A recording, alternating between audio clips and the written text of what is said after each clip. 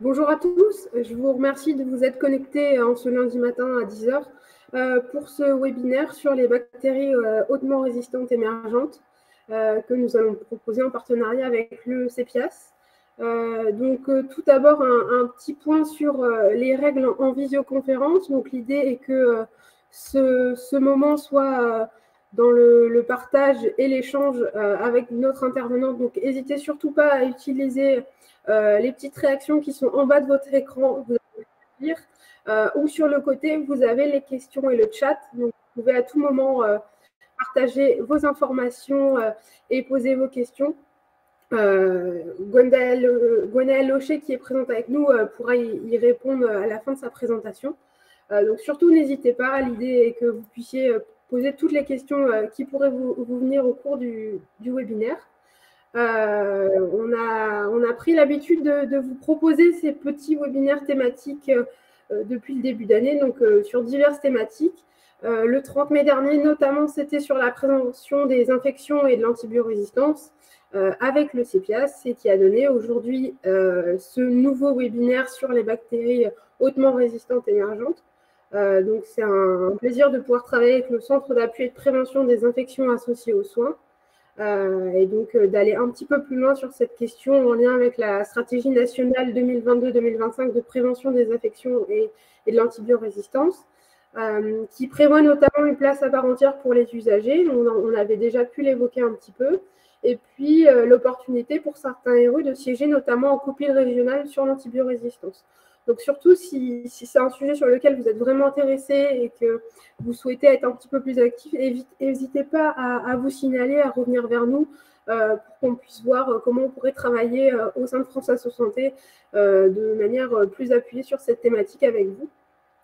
Et donc, je vais laisser la parole à Gwenaël Locher, donc, qui est praticienne hygiéniste au sein du CEPIAS et qui va nous présenter ce webinaire sur les bactéries hautement résistantes émergentes et puis répondre à toutes vos questions par la suite.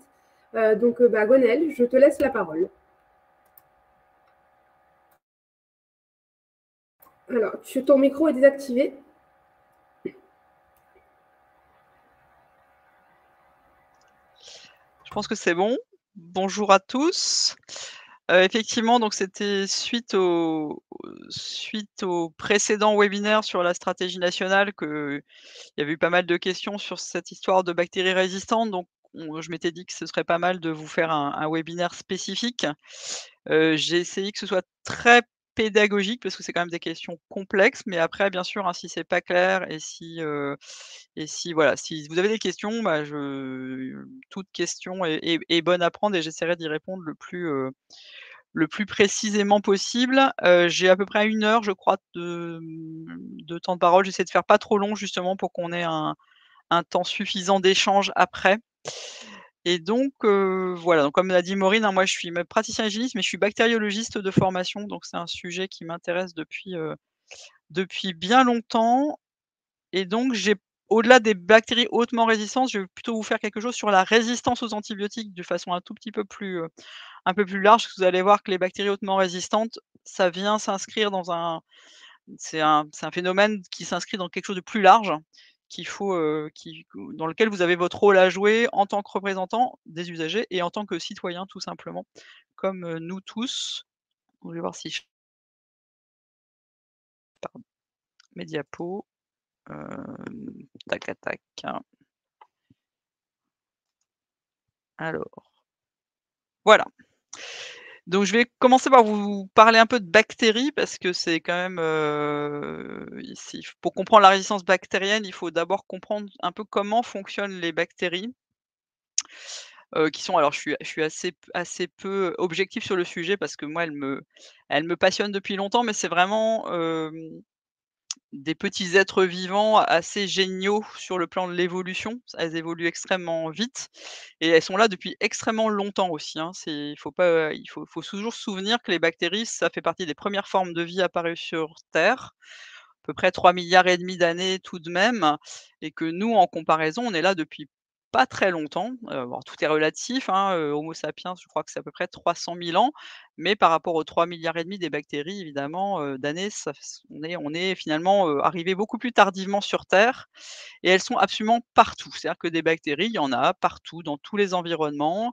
Elles sont capables de s'adapter à peu près à tout et elles font partie de nous aussi, en nous et sur nous, les êtres vivants, humains, animaux. Elles vivent au sein d'écosystèmes très complexes et elles sont capables vraiment de s'adapter. Ça, c'est vraiment ça qu'il faut comprendre, c'est qu'elles s'adaptent tout le temps, tout le temps, tout le temps, beaucoup plus vite que nous forcément, puisqu'elles, elles sont une génération de bactéries, c'est toutes les 20 minutes. Une génération humaine, c'est plutôt tous les 30 ans. Donc évidemment, elles ont là-dessus un temps d'avance sur nous en permanence et ça, il faut vraiment le comprendre.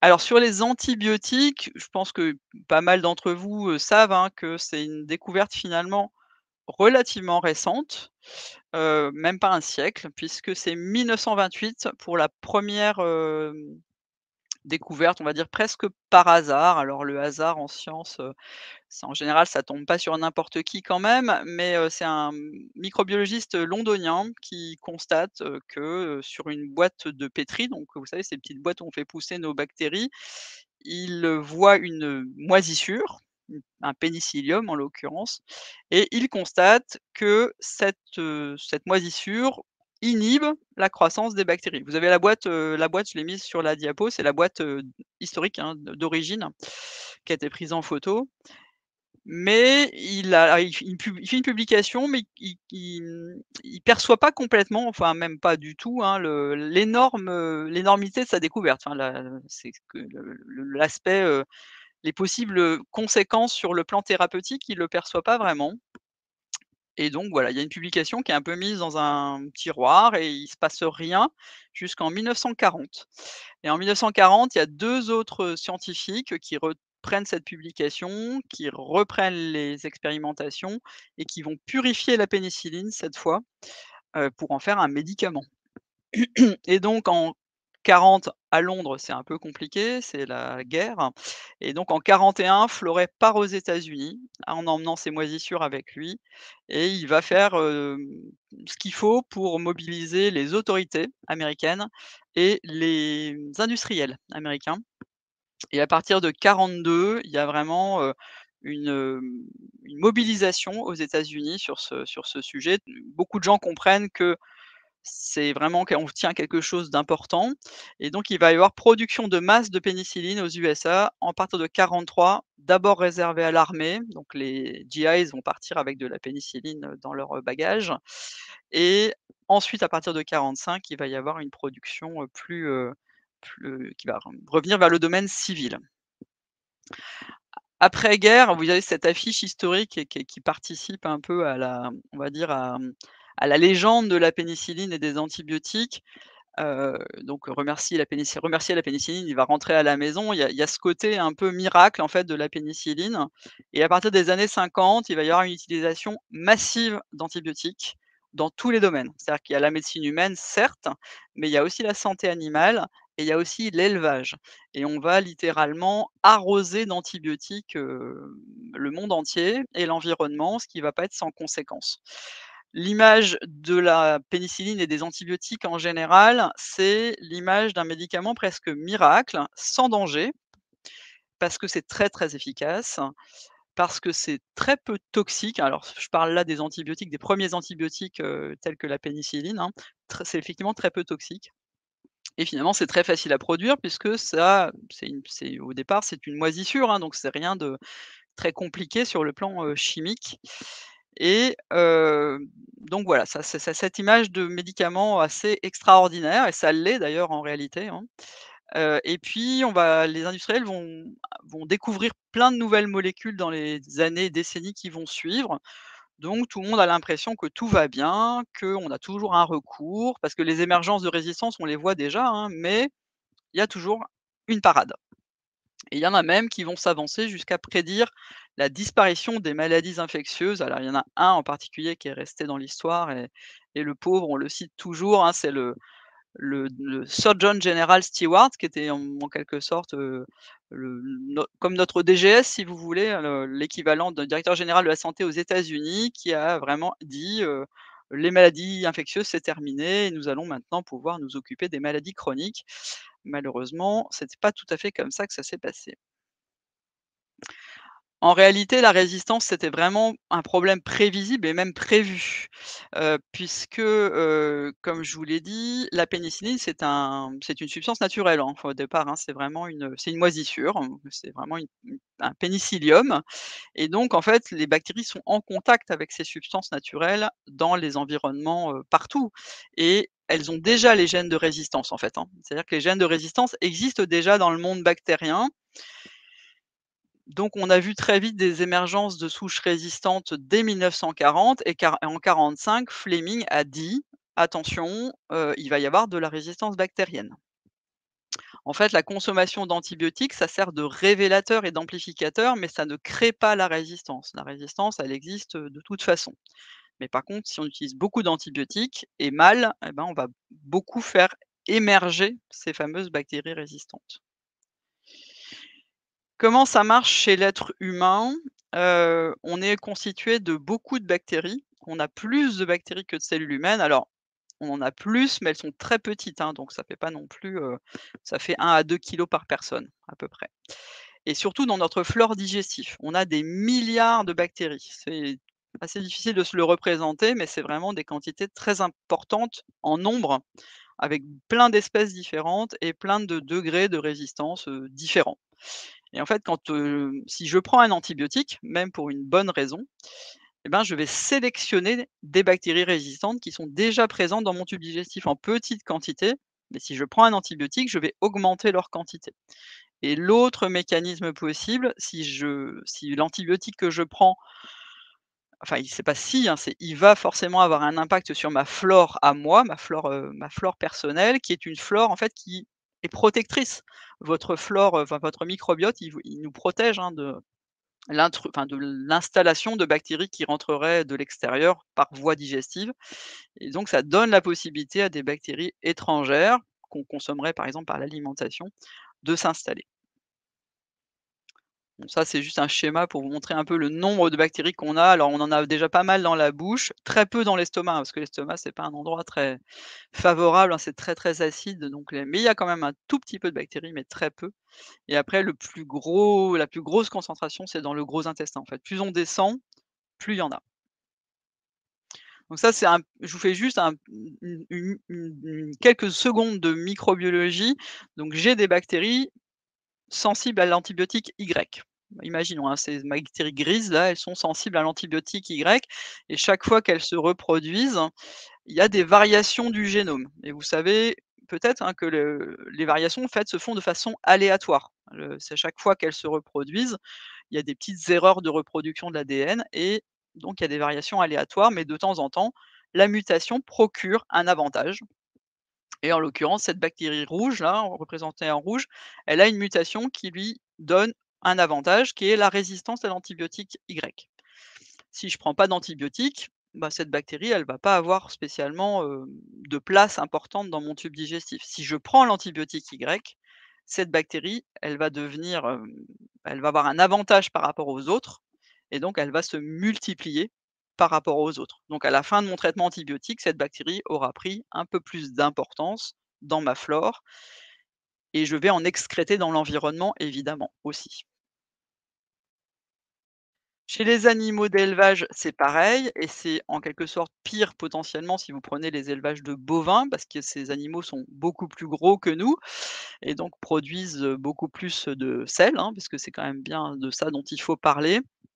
Vous savez peut-être que dans les élevages intensifs, étant donné la proximité des animaux les uns par rapport aux autres, enfin le fait qu'ils sont très serrés, on est souvent obligé de traiter largement les troupeaux pour, éviter, que les infections se transmettent et puis pendant longtemps, même si c'est interdit maintenant en Union européenne, les antibiotiques ont été utilisés comme facteurs de croissance, hein. C'est assez, étonnant, hein, comme idée, c'est-à-dire qu'un bébé animal qui prend, des antibiotiques, a priori, grandit plus vite. Alors je ne sais pas si c'est avéré, mais en tout cas, c'était une drôle d'idée.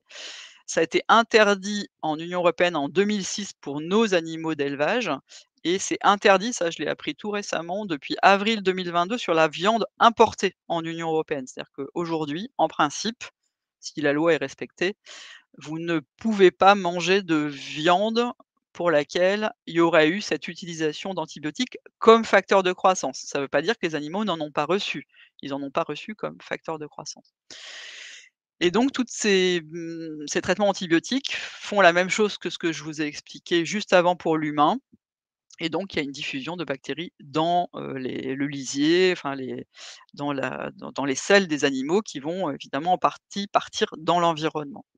Chez les animaux de compagnie, il peut y avoir une utilisation d'antibiotiques à bon escient ou à un peu moins bon escient, c'est possible comme chez l'humain. Et puis même les animaux sauvages peuvent acquérir des bactéries résistantes à cause de l'environnement. En fait, hein, évidemment, eux, on les traite pas, en tout cas, il y a pas de traitement des animaux sauvages par l'humain, pas directement, mais ils peuvent acquérir des bactéries résistantes dans l'environnement. Puisqu'effectivement, alors ce schéma-là, il est peut-être pas très lisible sur vos écrans, mais vous avez le lien en bas et on va pas l'ouvrir, mais si ça vous intéresse, vous pourrez aller voir, c'est sur le site de l'ANSES. Il y a des effluents en fait hospitaliers, industriels, domestiques et des élevages qui vont pouvoir diffuser à la fois des bactéries ou des antibiotiques aussi, parce que par exemple l'industrie pharmaceutique, dans certains pays, les effluents sont absolument pas maîtrisés, contrôlés, comme en Inde par exemple, et il faut quand même savoir que les 2 plus gros producteurs d'antibiotiques, c'est l'Inde et la Chine, hein. C'est pas des pays qui sont particulièrement réputés pour maîtriser, l'impact environnemental de leur industrie. Donc voilà, avec tout ça, on va avoir une circulation de bactéries et d'antibiotiques dans les effluents, donc dans les eaux et donc tout ça va remonter, donc finalement, va pouvoir être consommé ensuite par les animaux et nous-mêmes consommons les animaux, donc tout ça fait un cercle, assez vicieux, il faut reconnaître et c'est aussi comme ça que les animaux sauvages vont pouvoir acquérir des bactéries résistantes. Alors la rési pour aller un tout petit peu plus enfin à s ouvrir sur quelque chose d'un tout petit peu plus large, la résistance aux antibiotiques, donc c'est une histoire de bactéries, les bactéries, banales, hein, qu'on a dans notre tube digestif, ça c'est un problème pour tout le monde. Par contre, dans les pays du Sud, les pays en voie de développement, il y a 3 autres risques majeurs qui se rajoutent. C'est la résistance aux antituberculeux. Alors les antituberculeux sont aussi des antibiotiques, mais vraiment de classe assez particulière. La résistance aux antirétroviraux, c'est la résis alors c'est pas les mêmes mécanismes, hein, évidemment, mais il y a aussi de la résistance, dans ces pour ces les virus, donc en particulier donc ça, c'est le traitement du sida et la résistance aux antipaludéens. Donc ça, c'est des classes différentes d'antimicrobiens et donc on parle de façon plus, globale de résistance aux antimicrobiens, la RAM et en anglais, on parle d'AMR, antimicrobial resistance et ça, c'est le terme qui est utilisé de façon générale quand on parle de ce problème à l'échelle mondiale, on parle plus de résistance aux antimicrobiens parce que il n'y a pas que les antibiotiques, en fait, hein. Et c'est sur ce problème global de résistance aux antimicrobiens que des études, ont montré enfin c'est les Anglais, hein, qui avaient commandé des études en 2015, qui ont montré alors c'est une modélisation évidemment, hein, c'est des projections, que si on ne fait rien et si on ne prend pas le problème, alors ça ils ont parlé en 2015, depuis on a fait des choses, hein. Si le problème n'était pas sérieusement pris en compte par l'ensemble de l'humanité en réalité, la résistance aux antimicrobiens pourrait entraîner le décès de 10 millions de personnes par an dans le monde en 2050. Ce qui est quand même beaucoup, puisque c'est plus que les cancers, associé en plus à une perte de produit intérieur brut mondial non négligeable, pouvant atteindre 3. Donc ça, c'est l'ensemble de résistance aux antimicrobiens, hein, c'est pas que la résistance aux antibiotiques et ça concerne tous les pays du monde et pas que nous. Et ça, c'est un schéma, qui vous montre de nouveau, hein, une autre façon de vous montrer à quel point tout est lié.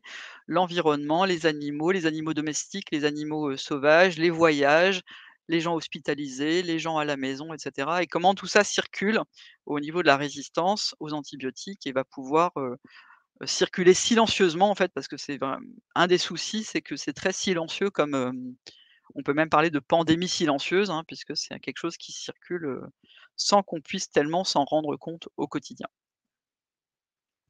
Et la réponse Une des réponses et on en reparlera, c'est vraiment d'avoir une approche, ce qu'on appelle une seule santé. Donc vous avez peut-être déjà entendu parler, hein, parce que ça touche aussi à la protection de l'environnement, de ne plus voir enfin de cesser de ne voir que l'humain, mais de voir l'humain dans quelque chose de global, avec la santé des animaux, la santé de l'environnement et que tout ça est lié et que chaque fois qu'on agit d'une façon positive ou négative, hein, sur notre environnement, bah, ça nous revient en fait. C'est-à-dire qu'il y a tout cela est commun à nous tous et qu'il faut, absolument voir les choses de façon globale et pas centré sur uniquement, les êtres humains. Alors je vais rentrer un peu plus dans le détail de ce que c'est que les bactéries multirésistantes et les bactéries hautement résistantes, puisque c'était au départ le sujet dont nous étions convenus, c'était les bactéries hautement résistantes. Bactéries multirésistantes, ça veut dire c'est une bactérie qui résiste à plusieurs familles d'antibiotiques par rapport à la bactérie, normale. Enfin, si je peux, en fait, dans chaque espèce bactérienne, vous avez une sensibilité normale aux antibiotiques. Elles sont plus ou moins sensibles, hein, mais il y a une espèce de niveau, de base, on va dire, d'une bactérie. Par exemple, Escherichia coli, qui est une bactérie extrêmement banale, normale et qu'on a dans notre tube digestif. De façon naturelle, il est sensible aux antibiotiques. Et quand ça résiste à plusieurs familles, on parle déjà de bactéries multirésistantes. Bactéries hautement résistantes, émergentes, bon, elles sont de moins en moins émergentes. En réalité, elles deviennent malheureusement un peu plus fréquentes. C'est quand ces bactéries résistent à encore plus de familles et entre autres, quand on atteint des familles d'antibiotiques un peu de dernier recours, c'est-à-dire des antibiotiques, heu, dont on se sert déjà plutôt habituellement quand vraiment on n'a plus rien d'autre sous la main. Donc effectivement, c'est ennuyeux parce que si ça atteint ces familles-là d'antibiotiques, bah, après on n'a plus beaucoup de recours. Alors on en a encore, hein, parce qu'on arrive à faire des combinaisons aussi d'antibiotiques et c'est il y a c'est on est rarement, complètement sans solution, mais malgré tout cette résistance a énormément augmenté et ça c'est vraiment, quelque chose qui doit nous interpeller. Alors en fait, il faut pas voir les bactéries hautement résistantes, souvent on parle de superbugs ou les Anglais disent des XDR, des extra drug resistant, mais c'est en fait, c'est des bactéries tout à fait ordinaires. Elles sont résistantes aux antibiotiques, mais à part ça, c'est pas du tout des bactéries, elles sont pas virulentes, plus que les autres, elles sont pas, c'est pas c'est vraiment les mêmes espèces. C'est les mêmes espèces et c'est ces bactéries de nos flores à nous, de nos microbiotes, surtout digestifs et elles sont pas résistantes aux détergents désinfectants, elles sont pas résistantes aux antiseptiques, elles sont pas résistantes aux solutions hydroalcooliques ou au savon. C'est les mêmes, sauf qu'elles sont résistantes aux antibiotiques. Donc il faut pas les enfin il faut les voir, et c'est bien d'ailleurs le problème, c'est qu'en fait elles ne procurent pas d'infection, au quotidien. Si moi je suis porteuse d'une BHRE, peut-être, hein, je ne sais pas, et ben je n'en ai aucun effet au quotidien. Et c'est bien pour ça que ça c'est une pandémie silencieuse, hein, c'est on peut être porteur sans le savoir. Alors ça, c'est une représentation, je vais pas vous faire le détail parce que les céphalosporiens de 3e génération, si certains ont déjà eu des antibiotiques, le claforan par exemple, voilà, ça fait partie de cette, classe d'antibiotiques. C'est des médicaments déjà quand même, costauds, hein, c'est des antibiotiques hospitaliers par voie intraveineuse, c'est déjà de l'antibiotique, d'un niveau, ce qu'on appelle large spectre, c'est-à-dire que c'est déjà de l'antibiotique assez puissant et vous voyez que le niveau de résistance de 2 bactéries qui sont des bactéries tout à fait ordinaires, hein. Escherichia coli, on en a tous plein dans le tube digestif.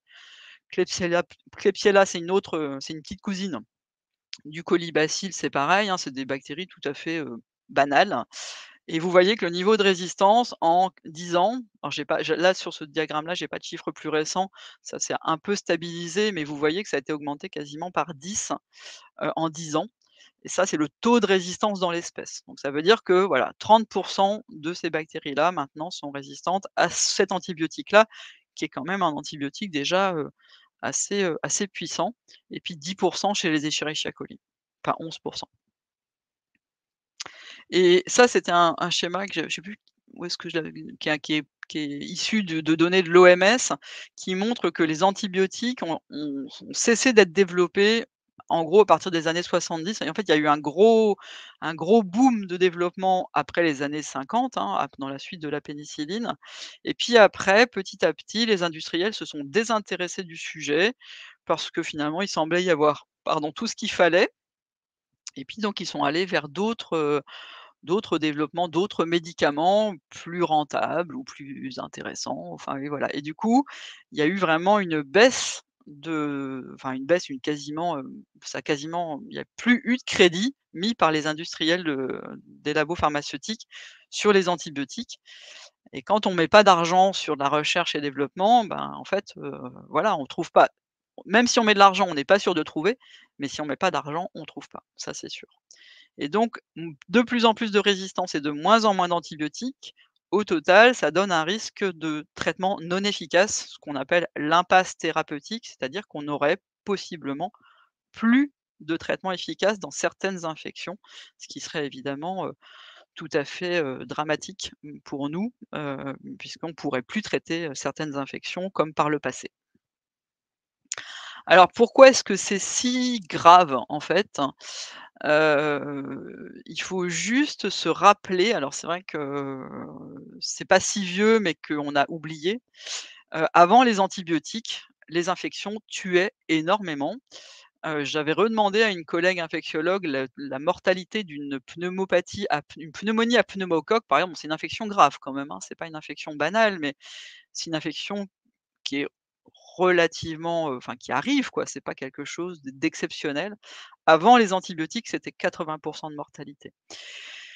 Donc on a oublié tout ça parce qu'on est habitué à avoir des antibiotiques chaque fois qu'on en a besoin et puis au-delà des infections donc chez les adultes, c'était surtout les enfants qui payaient un très, très lourd tribut aux infections, alors pas seulement bactériennes, aussi virales, hein. Mais avant l'apparition des antibiotiques, effectivement, les infections tuaient énormément. Et je vous ai remis ce schéma parce que ça c'est toujours très frappant de voir ça, hein. C'est la mortalité infantile, donc de 1750, hein, ça remonte un peu loin à nos jours. La mortalité infantile effectivement était très, très élevée, au XVIIIe et au XIXe siècle. Bon ça peut nous sembler, c'est loin, on va dire, mais si vous regardez la courbe, en fait en 1930-1940, il y avait quand même encore un enfant sur 10 en France qui mourait avant l'âge d'1 an.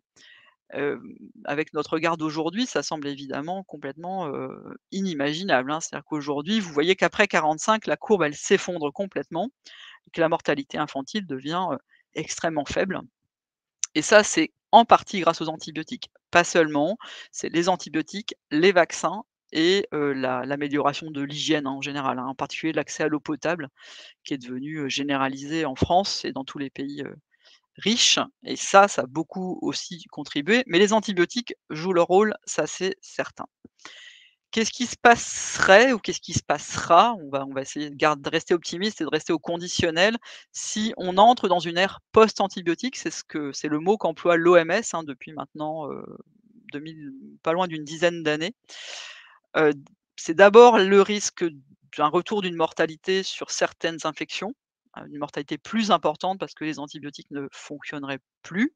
Ça, c'est évidemment un des problèmes. Mais l'autre problème et à mon avis, c'est celui qui est le plus sous-estimé et peut-être le plus grave, c'est que l'antibiotique en médecine occidentale ne sert pas qu'à traiter des infections, avérées. Il sert aussi il est on ne peut pas s'en passer pour faire de la chirurgie, par exemple, puisque dès que vous avez, alors toutes les interventions chirurgicales n'en ont pas besoin, mais dans beaucoup d'interventions chirurgicales, on donne aux patients ce qu'on appelle une antibio-prophylaxie et ça sert à éviter les infections du site opératoire, les infections post-opératoires. Donc si demain on n'a plus d'antibiotiques efficaces ou beaucoup moins, ben, on pourra plus faire de la chirurgie de façon aussi, facile, on va dire et il y a beaucoup d'autres domaines médicaux où on a besoin des antibiotiques. En réanimation néonatale pour arriver à soigner des tout petits bébés prématurés. Heu et tout ce qui est cancérologie évidemment, puisque si on se permet, pour sauver la vie des gens, de leur donner des chimiothérapies très agressives qui vont, diminuer leur défense immunitaire, c'est parce qu'on sait qu'on a des antibiotiques efficaces sous le coude. On leur donne pas en systématique. mais on les a, on sait qu'on les a. Si on les avait pas, probablement on n'aurait pas tout à fait la même approche. Donc c'est aussi et peut-être surtout ça qui nous menace, c'est l'impossibilité de continuer à pratiquer la médecine de la même façon si on ne maîtrise pas ce phénomène de résistance aux antibiotiques. Et la difficulté, enfin la gravité du phénomène, c'est que c'est vraiment invisible, hein. Je vous ai dit, hein, ça se dissémine un peu partout et ça touche en plus à tous les domaines. Donc pas que à la médecine et pas que à la prescription, ça touche à notre façon de manger, à la façon dont on élève les animaux et cetera. Donc c'est très complexe comme phénomène et donc difficile, d'autant plus difficile à maîtriser. Alors la situation aujourd'hui, elle est extrêmement disparate, d'un pays à l'autre, y compris sur le continent européen, c'est très variable. Il y a une différence, majeure, hein, d'un pays à un autre en termes d'épidémiologie de ces bactéries résistantes. On peut vraiment pas comparer, y compris en Europe, entre le nord et le sud, il y a vraiment des différences. Par contre, ce qui est certain, c'est que c'est directement, lié à notre façon d'utiliser les antibiotiques. C'est vraiment corrélé, c'est-à-dire que moins on utilise correctement, enfin plus si on prescrit trop en médecine humaine et qu'on utilise mal et si en plus on a de l'élevage intensif et si en plus, nos effluents sont pas maîtrisés, forcément on a beaucoup plus de résistance bactérienne et si en plus certains pays ont vraiment des difficultés en termes de contrôle sanitaire, enfin juste au niveau, comment dire? Juste au niveau des effluents, enfin du on dit la sanitation en anglais, je cherche, de l'assainissement, enfin de l'eau potable et cetera. L'Inde, par exemple, est un exemple particulièrement, frappant. Heu, Évidemment, ça augmente encore le risque. Par contre, il y a une grosse prise de conscience depuis maintenant une bonne dizaine d'années, partout, dans le monde entier, là, c'est devenu un thème, à part entière. Dans les pays du Sud, il y a plein de raisons pour qu'ils soient plus en difficulté que nous. Déjà, il y a un manque d'assainissement, d'hygiène, hein, comme je vous le disais, vous le savez bien, il y a des pays où il y a pas d'égout, il y a pas de toilettes, il y a pas d'eau potable, il y a voilà, donc ça va forcément permettre une dissémination des bactéries fécales beaucoup plus importante. Je crois c'était en Inde, hein, qu'il y a un ministre qui a décidé de déclarer la guerre à tout ce que, enfin, à la façon dont les gens peuvent faire leurs besoins dans la nature, enfin, comme ça, sans donc il y a eu vraiment une prise de conscience dans tous les pays et puis un problème d'accès à l'eau potable évidemment qui joue aussi vraiment un rôle et en plus, il y a moins de législation sur les médicaments, donc tout ça cumulé fait un risque plus important que chez nous. Il y a aussi des pays où il y a pas de surveillance, parce que si on veut contrôler le phénomène, il faudrait déjà le surveiller pour arriver à voir, il faut d'abord voir ce qui se passe pour pouvoir agir et donc il y a des pays où c'est pas possible d'organiser une surveillance, très précise parce qu'ils en ont pas les moyens tout simplement et dans les pays du Nord, il y a des bons systèmes de surveillance, par contre jusqu'à maintenant qui étaient plutôt centrés sur le monde hospitalier, alors qu'en fait, il faut aussi surveiller ce qui se passe, ailleurs que dans le monde hospitalier. Au niveau consommation d'antibiotiques, c'est plus ou moins réglementé. Il y a des pays où les antibiotiques, c'est évidemment pas le cas chez nous, hein, mais il y a des pays où les antibiotiques sont en vente libre. Donc vous pouvez rentrer dans n'importe quelle pharmacie, vous demandez, n'importe quel antibiotique et on vous le donne. Il suffit juste d'avoir, de l'argent, en fait. Et ça, c'est par exemple le cas, en tout cas moi par expérience en Afrique, c'est possible, hein, d'acheter à peu près ce que vous voulez. Puis il y a aussi du marché noir parfois à côté. C'est très variable en termes de consommation d'un pays à un autre et en plus, ça peut être différent entre consommation humaine et consommation animale dans le même pays. C'est-à-dire qu'il y a des pays qui sont très bons en consommation humaine et beaucoup moins bons en consommation animale parce que, par exemple, ils ont beaucoup d'élevage intensif. Ça, c'est possible en Europe, hein, et les pays les plus vertueux en Europe, c'est les pays scandinaves qui sont bons à la fois sur la consommation, humaine et animale et qui ont globalement une conscience de la santé publique beaucoup plus forte que dans les pays, on va dire, du sud et dont nous sommes en fait, hein, en réalité, hein. Nous sommes un pays du sud pour un certain nombre de comportements. Heu, voilà, donc les Scandinaves sont les meilleurs, sur tous ces aspects-là. Alors juste pour vous montrer justement, c'est pas pour, enfin pas que vous reteniez ça du tout en détail, hein, mais pour vous montrer que les Français, là c'est la consommation humaine, hein, en antibiotiques. Vous voyez qu'on est vraiment pas très bon puisqu'on est les 5e plus mauvais consommateur, enfin pire consommateur, on va dire, d'Europe, derrière Chypre, la Grèce, la Roumanie et la Bulgarie. Ça, c'est en consommation humaine, donc on est vraiment pas bon. Par contre, en consommation, animale, pour la food producing, donc là, c'est la consommation animale pour l'élevage, vous voyez qu'on n'est pas si mauvais que ça et que finalement, on est meilleur que les Allemands, par exemple. Alors qu'en humain, on est vraiment moins bon que les Allemands. Donc voilà, c'est pas binaire non plus à ce point-là, hein, mais nous, sur le plan consommation humaine, on a vraiment des progrès à faire.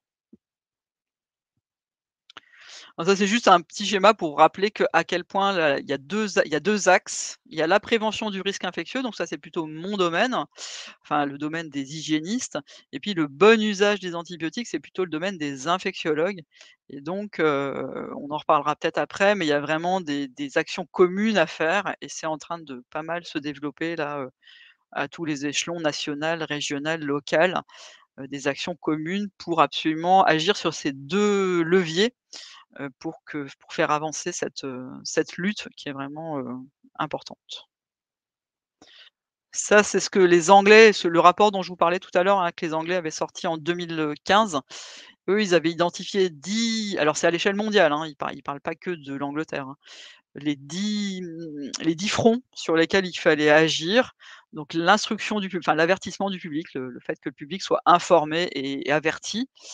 Tout ce qui est lié à l'assainissement, ça j'en ai déjà parlé, à l'hygiène en général, donc ça c'est évidemment plus les pays du sud, mais voilà, il faut pas le négliger. Tout ce qui est antibiotiques en agriculture et dans l'environnement, essayer vraiment de maîtriser ça. Les vaccins, puisque les vaccins et des traitements autres que les antibiotiques, en tout cas développer ça et améliorer la couverture vaccinale pour éviter un certain nombre d'infections. Tous les systèmes de surveillance, très important. Avoir des diagnostics rapides parce que si on veut bien traiter les infections, il faut pouvoir diagnostiquer rapidement et faire la différence entre les infections bactériennes et les infections virales, par exemple. Avoir des ressources humaines, avoir des nouveaux antibiotiques si on peut, et ça, voilà, c'est un vrai enjeu aussi. Avoir de l'argent, parce que ça, on peut pas faire sans et puis avoir vraiment une coalition internationale pour agir. C'est déjà en route, hein, mais il y a des je vous expliquerai après qu'il y a vraiment des choses qui se font, à tous les échelons, y compris international pour cette lutte, contre l'antibiorésistance. Alors en France, on n'est pas resté du tout les 2 pieds dans le même sabot et depuis longtemps puisque le premier plan éco-antibio, il date de 2012. Le plan éco-antibio, c'était tout ce qui était domaine animal et en particulier donc dans l'élevage. Donc ça, vous voyez qu'ils en sont déjà à leur 2e ou 3e plan, je crois, depuis. Et donc là, c'est le pour essayer et ça a d'ailleurs marché, c'est-à-dire qu'il y a eu vraiment une modification des pratiques de consommation d'antibiotiques dans le monde animal grâce à ces plans, éco-antibio. En 2015, on a eu un rapport sur l'aspect plus général et humain aussi de Jean Carlet s'appelle «Sauvons les antibiotiques», qui donnait tous les enjeux et puis depuis 2019, on a une, chef de projet antibiorésistance qui s'appelle, Céline Pulcini, qui est professeure d'infectiologie et j'ai le lien qui est en dessous, bah, je pense que du coup Maureen elle vous laissera les liens. C'est vraiment je vous encourage à aller écouter, c'est une interview qui dure, en plus pas très longtemps et elle est très pédagogique et où elle explique très bien tous les enjeux de sa mission et tous les aspects. Elle fait ça très simplement et très bien. Je crois que c'est une interview qui date de 2020 et ça c'est vraiment une interview que je vous encourage à écouter, puis à diffuser autour de vous parce que ça met vraiment les idées au clair et puis ça montre, que les choses avancent et qu'il y a des actions qui sont bien en route. Donc ça vous donnera des compléments par rapport à ce que je vais vous dire, aujourd'hui. Et puis la stratégie globale de prévention des infections que j'avais présentée au précédent webinaire, effectivement, c'est le plan français, de prévention des infections et de l'antibiorésistance qui donne, tout un alors c'est très, stratégique, hein. Il n'y a pas d'action pratique dedans, c'est vraiment la stratégie et qu'il faudra décliner dans chaque région et dans laquelle nous, en tant que CEPIAS, on va participer, mais à laquelle vous aussi, dans laquelle vous pourrez aussi jouer votre rôle, de représentant des usagers. Au niveau européen et mondial aussi, hein, il y a des choses depuis longtemps. Il y a l'OMS, hein, qui a fait plusieurs publications sur le sujet. Au niveau européen, il y a un projet qui s'appelle JAMRAI, qui va en être à sa deuxième version, là bientôt. Et puis il y a depuis longtemps des collaborations entre l'OMS que vous connaissez, hein, qui est l'Organisation mondiale de la santé, la FAO, c'est tout ce qui concerne l'agriculture et l'alimentation, et l'OIE, c'est la santé animale. Et donc ils collaborent eux aussi à l'échelle mondiale sur cette fameuse, cette approche One Health dont je vous parlais tout à l'heure, pour, essayer d'améliorer les choses. Et c'est un sujet qui est très régulièrement à l'ordre du jour depuis quelques années dans les rencontres, de chefs d'État, les rencontres, les sommets et cetera, qu'ils soient européens ou internationaux. Là, je vous en ai mis quelques-uns, mais en fait, c'est devenu vraiment un sujet, ce qui n'était pas le cas avant, hein. C'est devenu un sujet important à chaque, réunion du G7, du G20, de l'ONU et cetera. C'est devenu un sujet, très important, au même titre que le changement climatique ou les problèmes migratoires. C'est, devenu un sujet, majeur, et c'est bien de le il faut le souligner parce que c'est au moins il y a une prise de conscience et au moins des déclarations et des projets et de l'argent aussi, hein, qui est mis sur ce sujet, ce qui est évidemment très important.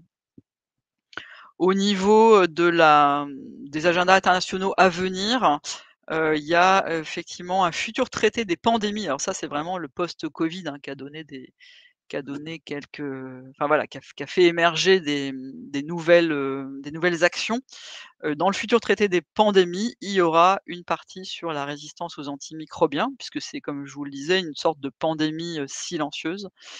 Il y a les Nations unies qui ont régulièrement, ce qu'ils appellent un high level, dialogue, donc voilà, ils en parlent aussi. Il y a HERA, c'est une nouvelle, agence européenne de lutte contre les risques sanitaires, menaçants. Et je vous ai mis le lien en bas, mais c'est quand même, 1,3 milliard d'euros, voilà, qui pour le financement de cette autorité européenne. Il y a le G7 et le G20, comme je vous disais, et la présidente française du Conseil de l'Union européenne avec des discussions aussi sur ce sujet. Donc c'est vraiment devenu un sujet, important et de premier plan dans les discussions, les échanges. Évidemment, c'est pas le seul sujet, mais il est devenu, prépondérant par rapport à il y a une dizaine d'années. Alors qu'est-ce qu'il faut faire et rapidement, et ça voilà, tout le monde en a pris conscience, il faut investir. On fait rien, vous savez, hein, qu'on fait rien sans moyens, et il faut absolument investir beaucoup et il faut coordonner, et ça, c'est pas le plus facile parce que là, on est, sur une coordination internationale. Coordonner les choses avec au niveau international, avec des voilà, des pays qui sont plus ou moins de bonne volonté. C'est pas toujours facile, mais c'est ça qu'il faut arriver à faire.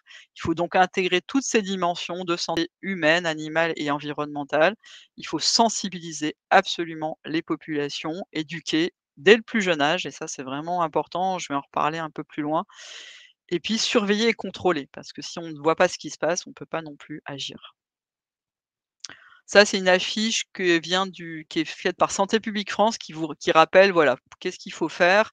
Il faut mettre les antibiotiques dans la bonne indication, donc on ne met pas d'antibiotiques quand il y a pas d'infection bactérienne. Il faut mettre le bon antibiotique, efficace mais pas non plus trop large spectre, pas trop, voilà, pas plus qu'il ne faut, la bonne dose et la bonne durée. Ça fait partie vraiment, alors c'est les bonnes pratiques en médicaments en général, et c'est vrai aussi pour les antibiotiques. Alors là, du coup, je vais peut-être, si on arrive à ouvrir quelques liens, il y a quelques outils, là, on arrive dans des choses que vous pouvez aller consulter. Le premier, c'est un quiz, mais alors, c'est vraiment un quiz plus destiné aux professionnels de santé que nous avons fait avec l'équipe du CEPIAS Hauts-de-France. Parce que les professionnels se posaient plein de questions sur ces histoires de bactéries hautement résistantes. Qu'est-ce que c'est? Est-ce que c'est dangereux pour moi? Comment je peux faire au quotidien quand j'ai un patient porteur? Et donc voilà, c'est un quiz culture générale, mais plutôt pour les professionnels. Par contre, le deuxième lien, et du coup, Maureen, je pense que je ne sais plus ce qu'il y a dedans, mais tu peux peut-être l'ouvrir. C'est un document fait, du coup, pour les patients. Ah oui, c'est le document fait par le alors vous savez peut-être que les CEPIAS, pour certains d'entre eux et pas le nôtre en l'occurrence, ont des missions nationales. Donc ça, c'est des missions nationales, pilotées et financées par Santé publique France et en particulier, donc il y a, le CEPIAS Pays de Loire qui a la mission nationale prévention du risque infectieux en secteur médico-social et en ville et qui a fait cette plaquette qui est, d'ailleurs faite avec France Asso Santé. Alors je pense qu'ils ont dû, travailler avec la les représentants dans leur région et avec Antibioclick. Antibioclick, c'est un vous savez que c'est un logiciel de prescription d'antibiotiques pour les médecins, de ville et donc ils ont fait cette plaquette d'information donc si vous le voulez, vous pouvez la diffuser, l'imprimer, la lire, voilà, qui explique, si vous êtes porteur de BMR ou de bactéries hautement résistantes, ce que ça veut dire et qu'est-ce que vous pouvez faire, vous à votre échelle pour, par rapport à ce risque et en particulier, ça rappelle, en fait, les mesures d'hygiène, de base, hein. C'est-à-dire que, finalement, c'est l'hygiène, des mains, c'est le fait de se laver les mains avant de manger et cetera qui va aussi, permettre, de pas partager, enfin, voilà, de faire attention au partage, par exemple, des serviettes et cetera, qui peut permettre de limiter la dissémination de ces bactéries au sein, d'une même cellule familiale. Parce en fait, on parle beaucoup de diffusion de la résistance à l'hôpital, mais en fait, à la maison, c'est pareil, hein, sauf que, c'est plus difficile à maîtriser parce qu'évidemment, bah, on partage les toilettes, on peut pas trop faire autrement, mais l'hygiène des mains, c'est déjà une mesure super importante, hein, de rappeler à tout le monde dans la famille que, bah, oui, quand on sort des toilettes, on se lave les mains, c'est super important. Voilà, il y a celle-ci et puis la suivante, je ne sais plus ce que c'est, je crois que c'est un petit livret patient qui avait été fait par un, CEPIAS et un Omédit, je crois que c'est Poitiers. Voilà, pareil qui vous redonne, ça vous redit un peu ce que je vous ai expliqué, mais avec plus de petits dessins. Ce que c'est que les bactéries, ce qu'elles ont comme capacité, comment elles résistent et tout ça. Et voilà, ça c'est un truc que vous pouvez, utiliser, imprimer et cetera pour, avoir ces informations, sous la main et ça redonne exactement les schémas que j'ai donnés sur l'augmentation de la résistance et la diminution du nombre d'antibiotiques disponibles. Voilà, merci Maureen et puis je crois qu'après je ne sais plus ce que j'ai d'autre.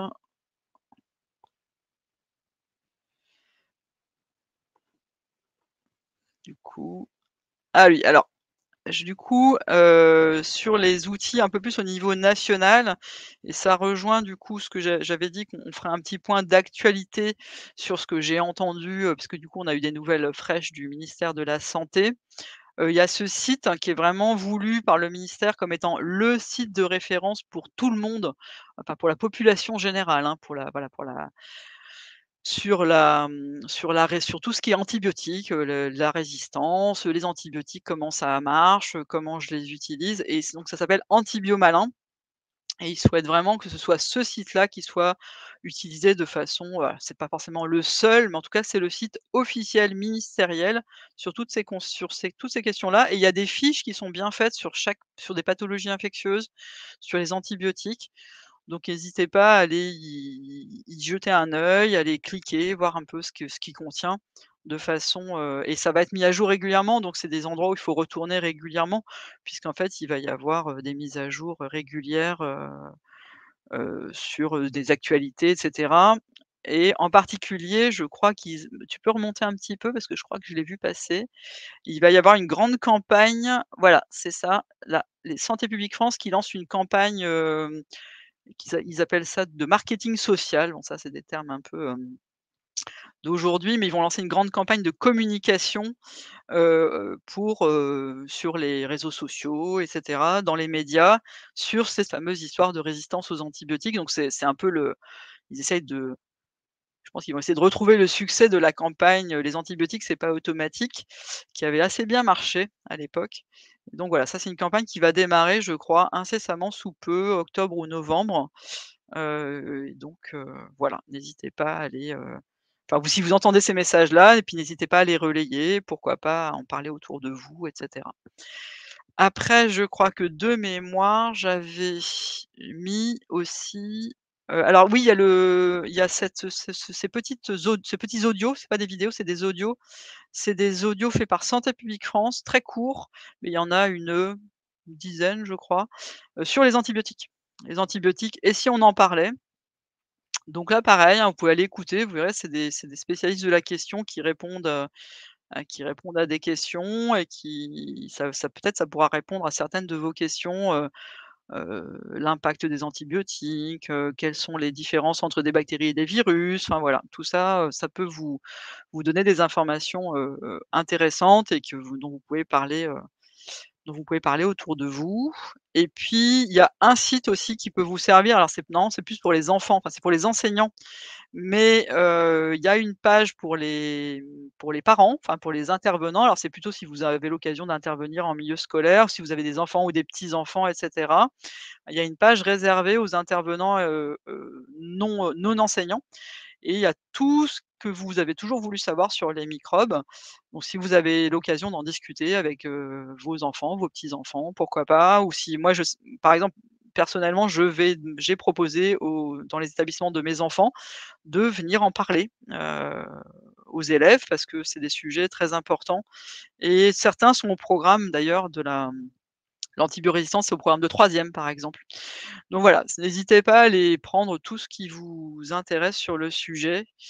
Ça peut être, si vous avez la fibre pédagogique. Après voilà, c'est puis c'est pas un sujet qu'on va pas aborder tous les jours non plus, mais voilà, ça peut vous être utile si vous voulez avoir des bons arguments pour expliquer, certaines choses sur les infections, sur l'hygiène des mains, l'hygiène des dents, enfin et cetera. Il y a plein de choses, plein de ressources pédagogiques qui peuvent être, intéressantes. La vaccination, le coronavirus, enfin et cetera et cetera.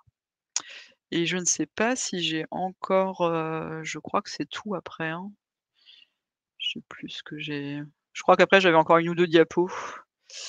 Ah oui, alors il y a effectivement, bon après c'est un peu plus un document officiel, mais il y a la mission ministérielle, elle a fait son rapport annuel. Donc voilà, ça si vous voulez lire des choses un peu plus, le rapport officiel de cette mission, il est paru en mars 2022, si ça vous intéresse. Et puis après, voilà, après ça c'est vraiment les choses ça c'est vraiment le rapport très très complet de Santé publique France. Et puis je crois qu'après j'ai peut-être encore une diapo avec ouais, ça c'est l'INSERM qui a fait voilà, après n'hésitez pas à les consulter, c'est selon votre appétence pour le sujet et puis enfin voilà, il y a des rapports assez complets, des choses plus accessibles parce que voilà, il y a des choses plus ou moins, mais maintenant Santé publique France fait des rapports très, illustrés avec beaucoup de schémas qui permettent quand même de comprendre les choses de façon, enfin voilà, c'est pas il y a pas que de l'écrit. Et je crois que j'avais encore une peut-être une diapo. Attends, je vais passer du coup moi-même. Dans celle-là, donc je vous l'ai montré, hein, c'est l'affiche, la fameuse, le fameux flyer de Primo. Ça, c'est les outils qu'on a vus. Ça, c'est des choses un peu plus détaillées et voilà, et ça, c'est et du coup, il y a le 18 novembre, c'est la journée européenne, enfin, c'est la journée mondiale même, hein, d'information sur les antibiotiques et de préservation de leur efficacité. Je ne sais pas s'il y aura des actions en région vraiment coordonnées, entre nous et les infectiologues, mais en tout cas, voilà, il y a un certain nombre de choses qui sortent au niveau national et international, en particulier le ECDC qui est le European CDC, qui sort chaque année des affiches qu'on peut utiliser, voilà, et entre autres celle-ci qui avait été faite l'an dernier, je crois, préserver l'efficacité des antibiotiques, tous concernés, pour vraiment dire qu'on est vraiment tous impliqués dans cette histoire-là et qu'il se passe plein de choses et qu'il faut pas hésiter à devenir vous-même des les Anglais disent: «On peut être chacun des combattants», enfin voilà, on peut chacun s'approprier cette thématique et en faire quelque chose, dans notre vie de tous les jours. Et je suis à votre disposition pour répondre à vos questions. J'espère que je vous ai pas trop assommé, et n'hésitez pas à poser des questions dans le chat. Alors, Gwenaëlle, on avait une question qui était sur le tout début de ta diaporama. De Ouais. ton diaporama, tu parlais de purifier la pénicilline et donc il y avait une question technique. Qu'est-ce que c'est exactement? Bah, en fait, ils ont ça, alors là, c'est un procédé du coup pharmaceutique, c'est-à-dire que la pénicilline au départ c'est de la moisissure, donc ils ont pris la moisissure et ils l'ont, rendu, ils l'ont transformé en molécule antibiotique. Alors savoir comment ils ont fait exactement, ça, j'avoue que ça sort un peu de mes compétences. Il faudrait demander à des pharmaciens, mais oui, c'est un procédé, industriel. Alors ça a dû changer depuis la première époque où on faisait vraiment pousser ça dans des grandes boîtes plates et après je pense que c'est un procédé de purification pour enlever parce que là, vous imaginez, vous prenez votre moisissure sur votre pêche, là, sur une pêche dans votre coupe à fruits et voilà, c'est ça un antibiotique au départ, hein. C'est vraiment, une pénicilline, c'est vraiment des pénicilliums au départ, c'est vraiment des moisissures, donc forcément il faut les purifier pour en faire une molécule antibiotique, Après comment ils font honnêtement là, ça sort un peu de mes compétences. Ok, merci. On a une question par rapport à la consommation humaine d'antibiotiques. Est-ce que les médecins français continuent à prescrire trop? Alors ils continuent pour certains en fait, c'est-à-dire qu'il faut pas non plus généraliser. Certains prescrivent trop et certains prescrivent mal. C'est-à-dire qu'il y a 2 aspects, c'est qu'il faudrait moins prescrire et il faudrait mieux prescrire, c'est-à-dire prescrire des molécules, plus étroites en fait, enfin moins qui sélectionnent moins. Parce qu'en fait, plus vous utilisez un antibiotique large spectre, plus, du coup, il va être agressif sur le microbiote.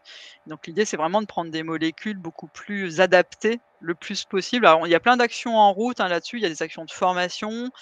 Il y a mes collègues infectiologues qui font régulièrement de la formation, voilà, avec certaines, on essaie de rentrer par, les URPS, par les CPTS, hein, vous savez les communautés, ceux qui font de l'exercice pluriprofessionnel, les maisons de santé. Et puis il y a des fiches aussi qui ont été faites par la Haute Autorité de Santé. Il y a Antibioclic qui est un outil, et puis il y a un nouveau procédé en Hauts-de-France, donc qui est pour l'instant encore à l'état expérimental, qui est ce qu'on appelle l'antibiogramme ciblé. C'est-à-dire que, en cas d'infection urinaire, de cystite en particulier, le laboratoire, il va tester tous les antibiotiques, mais il ne va ne rendre au médecin qu'une liste, d'antibiotiques bien les plus adaptés pour éviter qu'ils prennent des antibiotiques qui seraient trop puissants justement. Mais ça, c'est en accord avec les médecins généralistes. Il faut que ce soit fait vraiment de façon collaborative parce que, voilà, ça peut pas se faire, ça peut pas être imposé comme ça juste de l'extérieur, mais c'est des initiatives qui existent et qui sont en développement. Mais oui, bien sûr qu'il continue à y avoir un usage des antibiotiques parfois, excessif, soit parce que les gens n'ont pas mis à jour leurs connaissances. La prescription, enfin les indications, les posologies et même certaines molécules, ça a énormément évolué en 20 ou 30 ans. Donc quelqu'un qui serait resté sur ce qu'il a appris pendant ses études et qui n'aurait pas suffisamment remis à jour ses connaissances, ça peut suffire au fait qu'il prescrive pas forcément très bien, en fait, parce que les choses ont vraiment évolué, hein. Maintenant les durées ont été très raccourcies, par exemple. Ça, faut se tenir vraiment, vraiment informé. Merci beaucoup, madame Charlette, c'est très gentil. Avec plaisir. En tout cas, moi, c'est quelque chose auquel je tiens beaucoup. Donc si vous avez voilà, on verra avec Maureen si on fait des choses, par exemple, à l'occasion de la journée européenne, d'information sur les antibiotiques, pourquoi pas, hein, proposer, des quiz, enfin voilà, essayer de vous faire toucher du doigt toutes ces problématiques qui sont quand même très complexes, hein. Moi, j'en suis vraiment consciente. C'est des problématiques, complexes et difficiles à intégrer pour l'ensemble de la population, mais par contre, si on peut faire quelque chose de pédagogique pour vous, ce sera vraiment avec plaisir. Justement, il y a monsieur Doptin qui pose une question en tant que RU en CDU. Quel rôle il peut avoir? Tout le monde n'est pas spécialiste ou il n'y a pas Oui, oui, forcément docteur. ouais, Donc, je sais bien, c'est toute la difficulté, je trouve, des RU, hein, parce que moi, j'ai travaillé aussi en équipe opérationnelle d'hygiène et une des premières choses que je commençais par faire, c'est donner un glossaire aux représentants des usagers pour qu'ils arrivent à suivre déjà ce qui se disait, parce c'est vrai qu'on a souvent un langage un peu technique. Je pense que sur les RU, il faut attendre un petit peu de voir ce que va proposer l'ARS, puisque normalement, en tout cas, c'est dans la stratégie nationale, hein, renforcer le rôle des représentants des usagers. Après, je ne sais pas, dans les établissements, est-ce que leur présence au CLIN est comment dire? Optionnelle, obligatoire, possible? Comment ça marche? Parce que dans mon ancien établissement, on les invitait tout le temps. Les RU, ils étaient toujours invités au CLIN, par exemple. Mais je ne sais pas si c'est quelque chose qui est répandu ou pas. je pense qu'il faut attendre de voir un peu ce que l'ARS va proposer, quel rôle vous pouvez jouer. Essayez de demander, si vous êtes dans un établissement et que vous participez au CLIN, enfin vous assistez au CLIN, essayez d'avoir peut-être des chiffres sur, par exemple, la résistance ou sur la consommation d'antibio. Mais il faut que ce soit rendu accessible, quoi. Sinon vous serez perdu, hein, parce que c'est vrai que c'est assez, on ne nous invite pas systématiquement, d'accord. Ouais, ça après, je pense que c'est l'ARS, qui va devoir, prendre ça en main. Dans la stratégie nationale, je sais plus ce qui est marqué sur qui pilote cette histoire de, je l'ai pas sous la main là. Qui pilote cette action qui dit renforcement du rôle des usagers à tous les niveaux. Mais en tout cas, c'est dans la stratégie, donc ça veut dire qu'il va falloir que tout le monde fasse un effort dans ce sens-là. Et pour votre question sur les populations plus fragiles par rapport à l'antibiorésistance, en fait, tout le monde peut y accéder. Il y a certification, donc maintenant on est invité. Tout le monde peut être porteur d'antibiorésistance. En fait, ça dépend ce que vous entendez par fragile. En fait, le fait d'être exposé à l'antibiorésistance, ça va vraiment dépendre de votre consommation d'antibiotiques. Donc ça, si vous êtes, même si elle est à bon escient, c'est-à-dire que si vous êtes régulièrement, si vous avez des pathologies qui vous obligent à avoir des antibiotiques pour de bonnes raisons, vous allez déjà être plus porteur d'antibiorésistance que d'autres. Ça, c'est sûr. Mais la fragilité, c'est pas parce qu'on est porteur d'antibiorésistance qu'on va faire forcément des infections avec, hein. C'est pas aussi simple que ça. Il y a pas de c'est pas je sais pas d'ailleurs, ça c'est une question qu'on m'a posée il y a pas longtemps. Je sais pas si le fait d'être immunodéprimé a un rôle ou pas. Ça, c'est une question sur laquelle je m'avancerai pas parce que je ne sais pas. En tout cas, le fait d'être porteur de bactéries résistantes, ce qui va jouer, c'est votre consommation d'antibiotiques, mais c'est aussi votre mode de vie. C'est la façon dont vous consommez au niveau alimentaire, c'est les voyages que vous faites. Si vous voyagez en Inde, vous allez être exposé aux bactéries résistantes beaucoup plus que si vous voyagez, en Bretagne, quoi. Enfin ça, c'est sûr. Donc c'est vraiment, c'est vraiment il y a c'est très multifactoriel, en fait, le fait d'être exposé à l'antibiorésistance et donc d'être impacté potentiellement et après la fragilité, ça va plutôt être si par exemple vous êtes en réanimation, là du coup et si vous êtes porteur de bactéries résistantes, là pour le coup, il commence à y avoir un risque vraiment d'infection. Mais c'est pas parce que vous êtes porteur que vous allez vous infecter. En fait, on a plein d'autres bactéries sensibles dans le tube digestif, heureusement, hein. On n'est pas porteur de de bactéries résistantes, bien heureusement. Est-ce qu'il est possible de faire des interventions dans les centres hospitaliers? Alors, dans les centres hospitaliers, nous, en général, on ne se substitue pas, c'est les équipes opérationnelles d'hygiène qui sont à la manœuvre. Par contre, effectivement, auprès des médecins, oui, bien sûr, hein, des médecins libéraux, c'est vraiment quelque chose qui est dans les tuyaux, mais avec les infectiologues pour avoir voilà la double casquette, hein, que je vous disais, enfin le double levier, prévention des infections et bon usage des antibiotiques. Puisque sur le bon usage, c'est quand même clairement plus les infectiologues. Comment peut-on réduire le niveau d'antibiorésistance chez un individu? Alors en fait, il se réduit tout seul. C'est-à-dire que si vous prenez un antibiotique, vous allez faire monter votre niveau de résistance dans votre flore, enfin dans votre microbiote, ça c'est normal. Mais quand vous cessez de prendre cet antibiotique, si vous n'avez pas d'autres antibiotiques, si vous n'allez pas à l'hôpital, que vous n'êtes pas exposé de nouveau, de façon naturelle, petit à petit, votre microbiote, votre flore va redevenir plus sensible parce que, comment je peux vous dire ça simplement? L'avantage d'être résistant pour une bactérie, d'être résistante, lui elle peut pas être à la fois résistante et avoir plein d'autres avantages. Donc en fait, la flore de façon naturelle, les bactéries sensibles ont aussi beaucoup d'intérêts, ont beaucoup d'avantages et du coup, l'équilibre va se refaire petit à petit. Mais ça prend plusieurs semaines, voire plusieurs mois. Il y a des études qui ont été faites sur des gens qui rentraient de voyage et il y a ce qu'on appelle une clairance, c'est-à-dire que petit à petit, votre flore redevient plus sensible. Les bactéries résistantes, petit à petit, diminuent. En combien de temps, ça va dépendre et cetera et si vous en fait, la première chose à faire, c'est de ne pas prendre d'antibiotiques, pour rien. Enfin, vous en tant que évidemment, vous êtes soumis à la prescription de vos médecins, mais par contre, faut par exemple pas faire d'automédication. Si, j'ai de nouveau une angine comme il y a 6 mois et je me dis: «Ah tiens, je vais reprendre ce que j'ai encore dans mon armoire qui est, l'amoxicilline, voire de l'Augmentin» et ça, il faut surtout pas le prendre Alors c'est même pas adapté, il faudrait prendre éventuellement de l'amoxicilline, mais c'est uniquement si vous avez une angine à streptocoque. Or, dans 70 des cas, votre angine, elle est virale. Donc en fait, il faut pas prendre d'antibiotiques sans avis médical ou sans au moins un avis de pharmacien.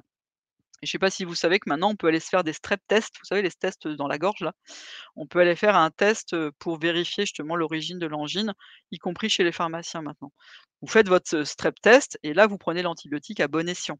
C'est ça, c'est comme ça qu'on peut agir soi-même et après il y a un gros aspect, hein, c'est, bah, je vous dis la façon dont vous voyagez et ça, bah, c'est tout, chacun est libre, mais il faut quand même savoir que vous ne vous exposez pas à la même chose si vous voyagez au Danemark ou si vous voyagez en Inde, ça c'est sûr, ou même, au Maghreb et après il y a notre alimentation qui joue aussi et donc bah, je suis pas là pour faire de la promotion du local et du bio, mais clairement, la façon dont vous vous alimentez aura une influence, l'info à diffuser par des tests pour les tests en pharmacie, bah, ça du coup, faut que Maureen, faut peut-être que tu vois avec l'URPS pharmacien ou enfin je te donne des liens, mais en tout cas oui, il y a une info qui est effectivement éventuellement à diffuser chez les RU sur le fait de la possibilité de faire des streptotests, chez les pharmaciens, mais on peut aussi le faire chez le médecin, hein.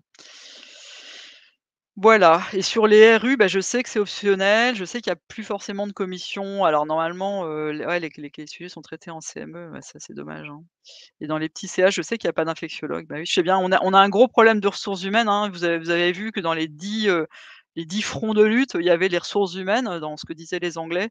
Bah, c'est évident qu'il faudrait plus d'infectiologues, plus d'hygiénistes, mais bon, c'est pas voilà, les ressources, elles sortent pas de, il faut les construire et il y a pas encore beaucoup d'infectiologues. Je sais qu'il y en a et vous dites les petits CH, il y a même des fois dans des gros CH, hein. À l'hôpital de Creil, il y a pas d'infectiologue, par exemple, hein. Donc chaque fois que possible, on collabore et chaque fois que possible, nous, on joue notre rôle, mais on n'est pas nombreux, nous non plus, hein. Donc voilà, on fait de notre mieux et je pense que plus on se concertera entre nous et plus on fera de la collaboration et voilà, plus on travaillera avec, France Asso, Bah, en fait, des bactéries, c'est pas qu'elles viennent du Maghreb, des pays de l'Est ou de la Grèce. En fait, c'est que c'est des pays où il y en a plus, mais il y en a aussi chez nous, hein. Vous pouvez ne enfin, faut pas non plus, comment dire? Il faut pas stigmatiser, en tout cas, les populations qui viennent de ces pays-là. Oui, bien sûr, il y a une épidémiologie assez différente. Au Maghreb, effectivement, il y a plus de BMR et de BHR que chez nous. Dans les pays de l'Est probablement aussi, mais nous, on a les nôtres aussi, quoi. C'est-à-dire que c'est pas aussi binaire que ça et maintenant, en fait, on a pas mal de patients porteurs oui, mais c'est vrai, bien sûr que c'est vrai. C'est-à-dire que, oui, en Grèce, il y a c'est vrai, mais il faut pas, comment dire? Il faut pas caricaturer, c'est-à-dire que c'est pas le problème ne vient pas que de là. Chaque fois qu'on a quelqu'un qui est porteur de bactéries hautement résistantes, nous, on cherche à savoir justement s'il y a eu un contact avec, un pays étranger ou pas, que ce soit un contact direct ou indirect et effectivement, il peut y avoir si vous êtes de retour de voyage, effectivement, surtout dans certains pays, vous allez être potentiellement plus porteur que si vous êtes resté en Picardie ou en Hauts-de-France. Mais on a aussi des gens maintenant qui n'ont jamais voyagé, qui n'ont jamais été en contact avec qui que ce soit qui vient de ces pays-là et qui sont porteurs de bactéries hautement résistantes. Alors la Grèce, c'est assez, j'ai pas voulu vous mettre trop de cartes de chiffres de résistance parce que c'est un peu fastidieux, mais un peu rébarbatif. Mais en fait, en Grèce, c'est le pays, d'Europe, proche de nous, où il y a le plus fort taux de résistance, bactérienne. Alors probablement parce qu'ils sont encore plus mauvais consommateurs d'antibiotiques que nous. Et il est aussi possible que la crise qu'ils ont traversée, la crise économique, hein, qui est énorme, qu'ils ont traversée, a joué son rôle parce qu'il y a eu, moins de prévention, moins de surveillance et effectivement, hein, ils ont des taux de résistance chez les bactéries qui sont très élevés. Ça, c'est sûr. En Grèce, où il y a un risque, flagrant. Nous avons en région particulièrement régulièrement des patients porteurs d'Oxa48. Souvent, les RU ne se n'ont jamais connaissance lors des CDU. Bah, en fait, des patients porteurs d'Oxa48, effectivement et en fait, il y a pas que l'Oxa48, hein, il y a plein d'autres mécanismes et c'est le mécanisme le plus fréquent à l'échelle, de la France, hein et même à l'échelle, plus largement européenne. C'est un mécanisme, qui est plus alors, le «bon côté des choses» entre guillemets, c'est que c'est des bactéries relativement peu résistantes, finalement, par rapport à d'autres. Mais effectivement, on en a de plus en plus. Après, les RU, faudrait que vous en c'est pas qu'il faudrait que vous en ayez connaissance, enfin, faudrait que vous ayez une idée du bilan, en fait, enfin de la circulation et de je sais pas exactement quel est le rôle, en fait, des représentants des us OXA48, c'est un mécanisme de résistance, c'est une entérobactérie, c'est une BHRE. Enfin, c'est un des mécanismes BHR. C'est, je sais pas quel est le comment dire? Quel est le, de quoi vous êtes censé être informé, en fait, en tant que représentant des usagers dans les CDU? Est-ce que vous êtes censé avoir des bilans d'épidémiologie locale? Enfin ça, moi je suis pas assez bien, je connais pas assez bien le rôle et les missions des RU pour pouvoir vous répondre, en fait.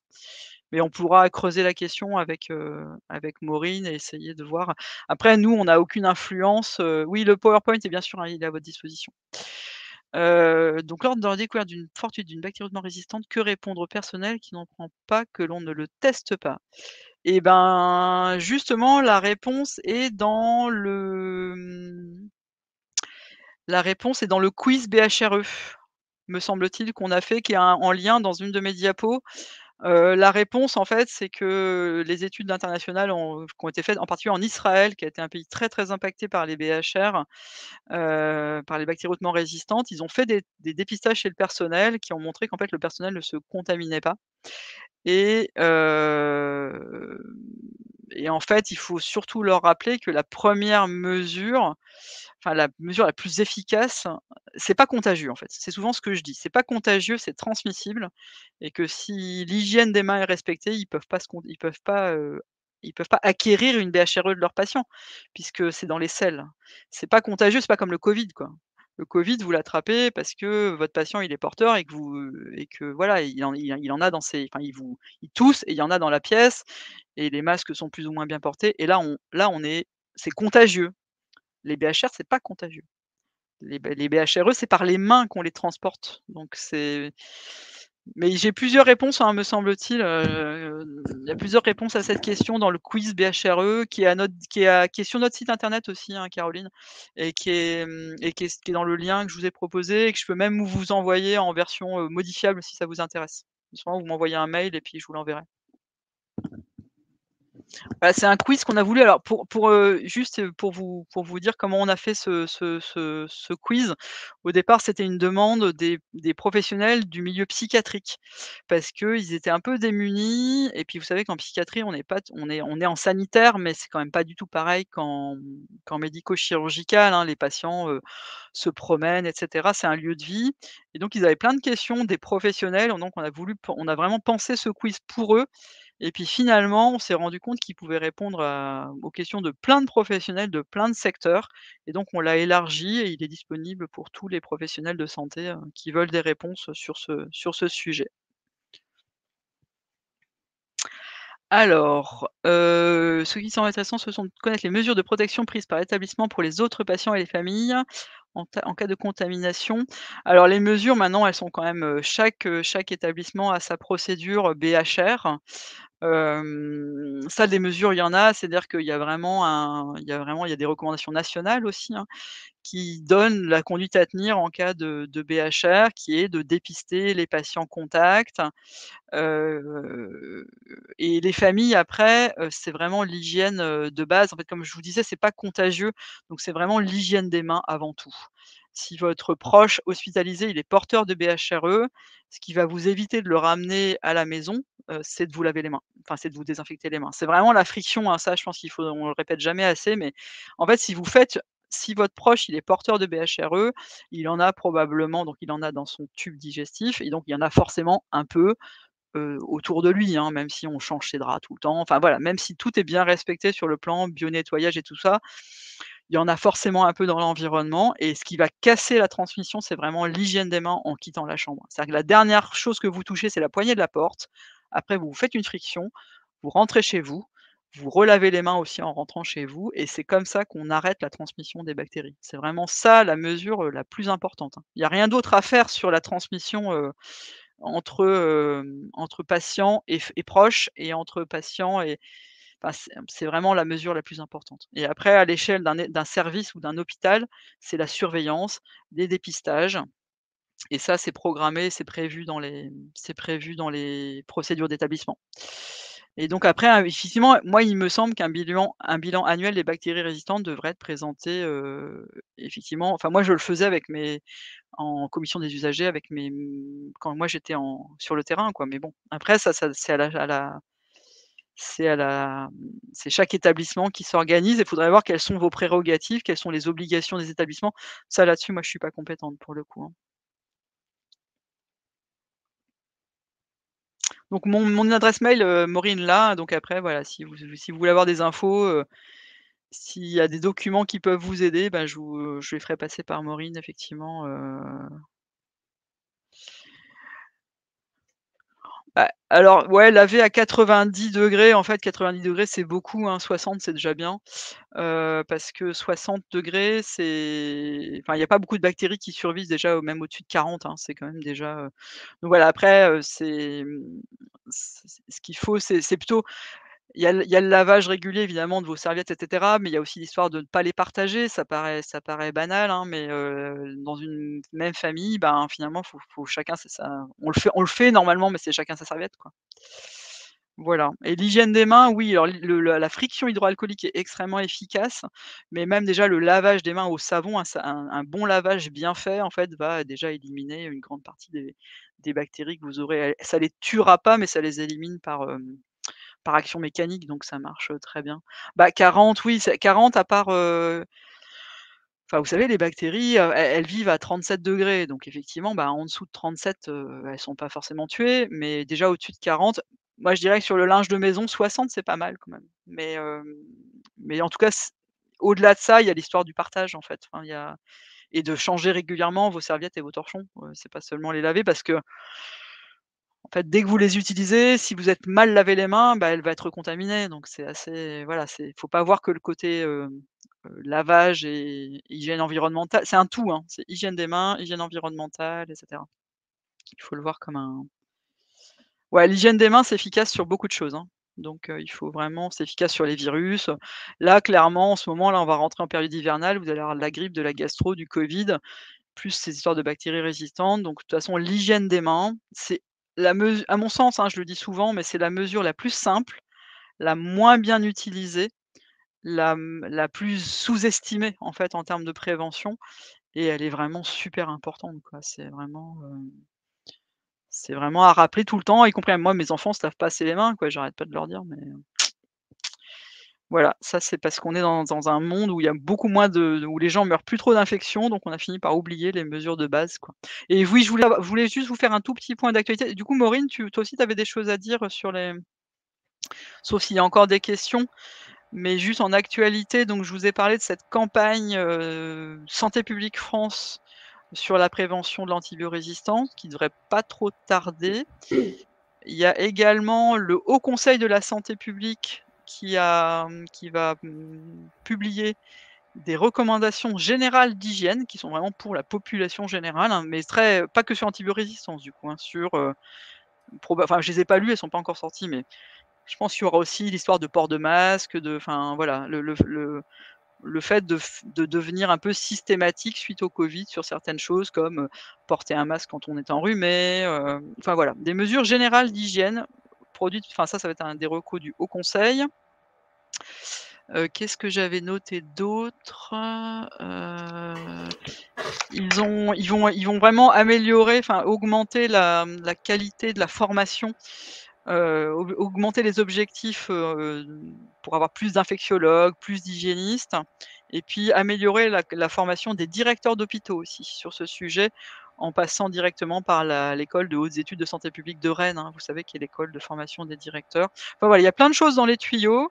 Si je vois passer des choses qui peuvent, vous être rediffusées par Maureen, ben si je vois passer des trucs qui peuvent vous intéresser, comme je fais de la veille documentaire toutes les semaines, je l'enverrai et puis il va y avoir une synthèse, Une seule santé aussi qui va sortir en novembre. Voilà, je crois que j'ai à peu près fait le tour. Ouais, j'ai fait le tour et puis si j'ai d'autres idées, je les enverrai à Maureen directement. Alors, notre directeur s'en va et oui, je sais ça. Il s'en va effectivement à l'ANSES.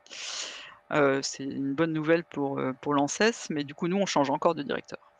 Ce qui est toujours difficile mener des projets, si on change trop souvent de directeur, c'est un peu plus compliqué, mais bon, on va faire des choses avec avec son remplaçant.